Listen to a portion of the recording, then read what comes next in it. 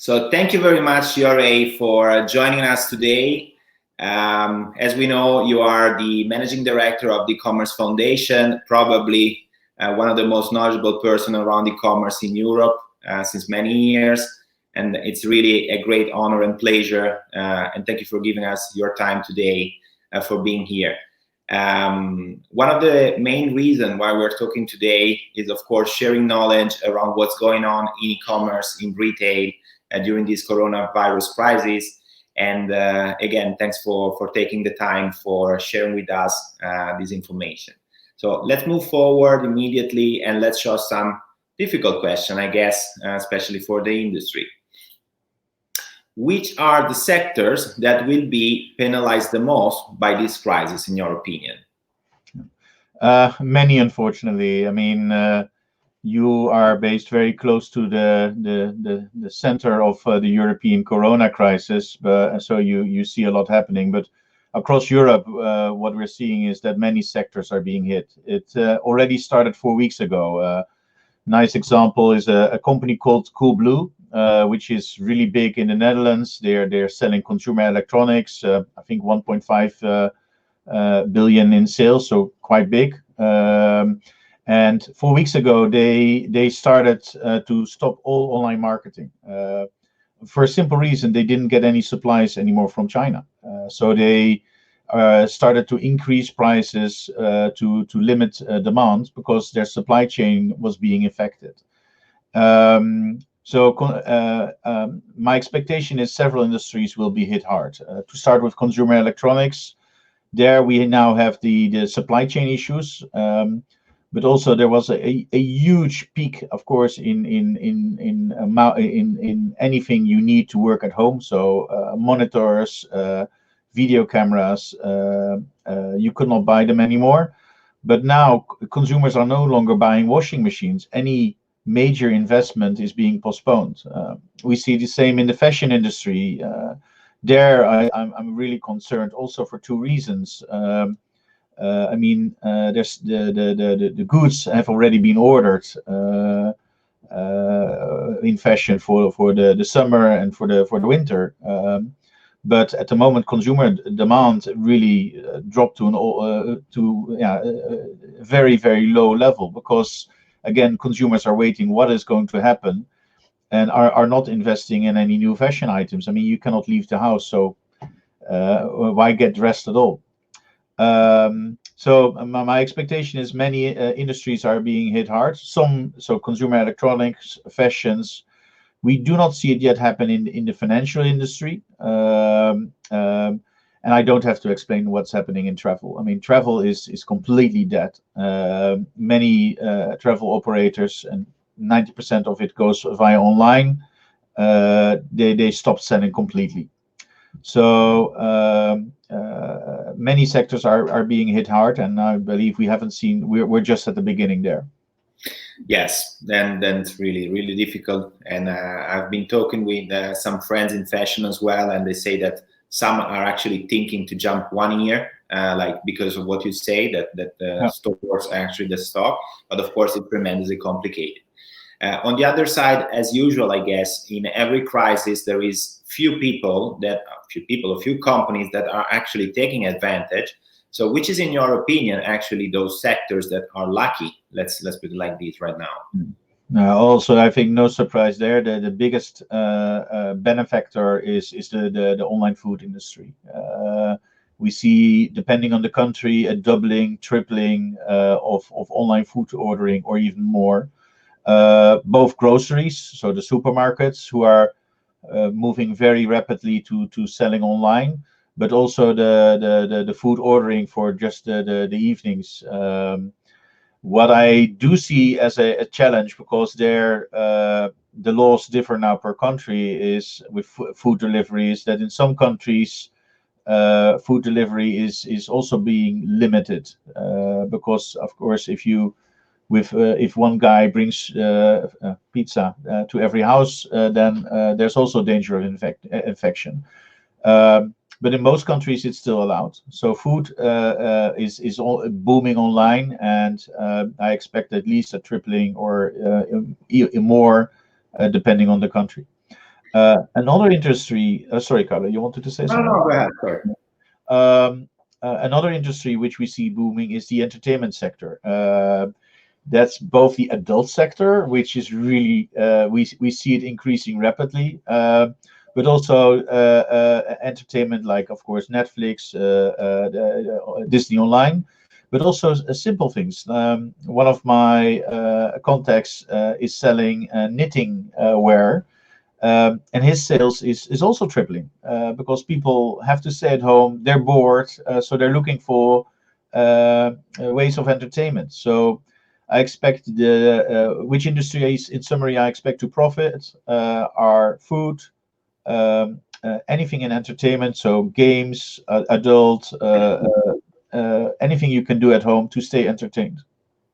I heard from the media sector that there is kind of a paradox because some people believe that media are actually booming, but I guess, and I don't know what you think about that, for sure they're booming in terms of number of pages viewed, number of access, number of articles, but I'm not really sure that this translates into profits for the company because I guess we have a lack of advertising at the moment. What do you think about that? Oh, that I can definitely confirm. I mean, I think also Netflix and Disney, they are profiteering in the sense of more subscribers, but of course their usage is also increasing, and as a result, their costs. So I'm not saying that they're making money, and media is what we see in general is that the advertising market is going down with, depending on the industry, between 40 and 70%. So yes, the media are having a lot more page views, but they're making less money, a lot less. Yeah. So let's move forward on those that probably have the major problem at the moment. So I guess the traditional retailers, like very practically, they have by law to close their stores. But let's think for a second in a perspective situation in 12 months from now. Do you think that this situation will convince them to invest even more in marketing and infrastructure on e-commerce? Yeah. What we can expect there? We already see that happening. I mean, in most countries in Western and Northern Europe, the physical retailers already had an online presence. They were already selling online, but it was only a very small percentage of their total sales. Now they're making any money available because they know that while traditionally maybe 5, 6, 7% of their total sales was online, it might go to 50 in the next few years. I mean, it will take a while before we get rid of the coronavirus, and so I've spoken with several omnichannel retailers, and they're now making any resource they can available to sell online. One of the big challenges these omnichannel retailers have is stock. In some countries, the stores are still open, and what you see happening now is they cannot get rid of the stock, so they have huge crates in the store with stock because they have no more space to put it. So that will be one of the challenges for omnichannel retailers. One is boost their e-commerce sales and managing all the stock they have in store and selling it. And I expect we will have a lot of discount stores popping up because people have to get rid of their stock one way or another. So we've seen that quite a lot of important financial players, even Mr. Draghi, they just went through and talk about that public administration, they should really put resources into the private businesses. I guess one of the major problems that most of those companies have at the moment is actually cash flow management. So in your opinion, how should retailers react in terms of cash flow and investments like right now? There's a good saying, cash is king at the moment. So you really, I expect that a lot of retailers will sit on their cash as much as possible, cut costs wherever possible, and that's going to be a challenge for them. On the one hand, they have to make sure that their business continues. So e-commerce is the only way, well, not the only way, but in most cases, one of the few ways you can still sell. So they have to invest there, but they know that cash is going out very quickly. So what I see all the retailers do is really sit on their cash. So expect, and that's also a challenge for many of the members of Netcom is you may have customers, but will they pay? They maybe have the money, but they will stick to the money as long as possible. And that's going to be the game, keeping your cash and managing your cash flow. So in moving quickly the perspective from retailers to service providers, so the full industry of those that are enabling retailer and brands to operate e-commerce and digital, do you see any sector which is particularly lucky, and of course someone which is particularly in crisis at the moment? I wished I had invested in Amazon and JD.com and Alibaba. They're one of the few stocks which are really booming. Marketplaces are of course growing, but as a result, of course, the logistical chains are also booming. And my personal expectation is last mile logistics. There's the biggest need, and making last mile logistics safe is providers who can offer and help their delivery people deliver products in a safe way. That's one of the most important things. My biggest concern is that countries will shut down house deliveries because they fear that the corona is spreading in that way. So to answer your question, logistics booming.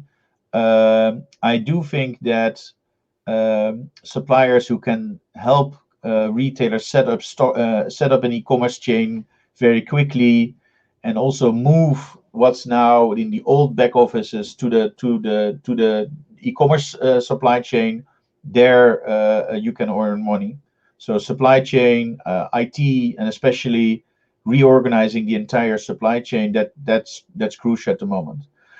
Regarding online marketing, I have my doubts. Very honestly, food delivery online, yes, it's booming. Do they have to invest in online marketing? No, the market is coming to them. So at the moment, with consumer demand dropping, what's the use of marketing? And there, I think it would be very interesting for suppliers to e-commerce companies to watch where is the innovation happening. We see already a lot of companies changing their business model. What I told you, the company who sells knitting gear, they are investing in online marketing because there is a market, and they are now expanding their warehouse because there's also supply. As a supplier, I would to retailers, I would focus on which retailers have the agility to change their business and do not waste a good crisis. I mean, you have the saying, "Don't waste a good crisis." I do believe that some retailers are able to see, hey, there's the opportunity, and those retailers need to be supported. And talking about your own business, because of course each one of us is running our own business, paying salaries, etc. What is the status of your own business, and how are you reacting to the coronavirus?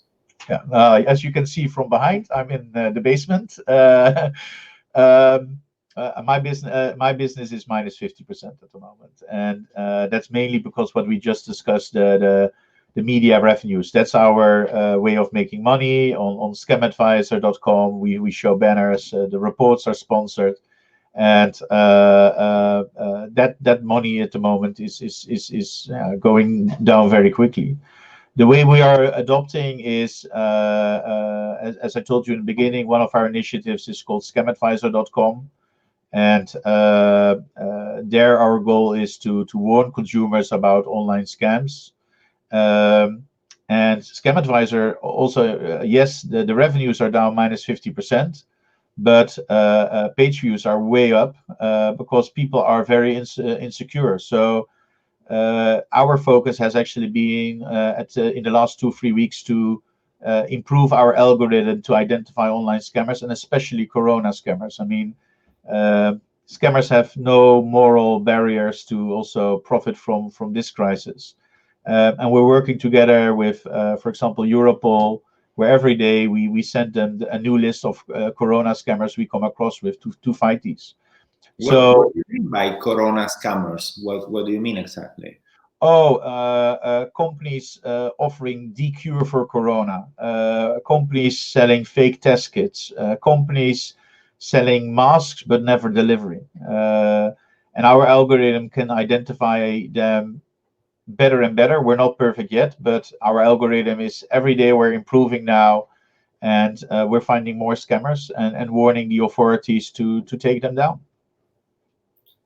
So really, thank you very much, Jorij, for your sharing. Your insights, as usual, are tremendously interesting. Thanks a lot, and good luck, and stay healthy.